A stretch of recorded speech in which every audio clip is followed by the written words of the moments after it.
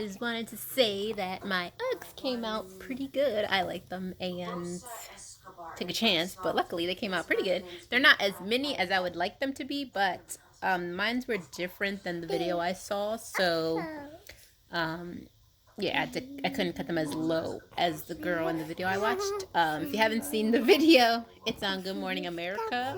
It was like a real short, like 1 minute video, and she basically tells you like how to do a good job, and came out pretty good, I think. Right? You like my boots? Okay, little dog. I just had to put the yellow bit white.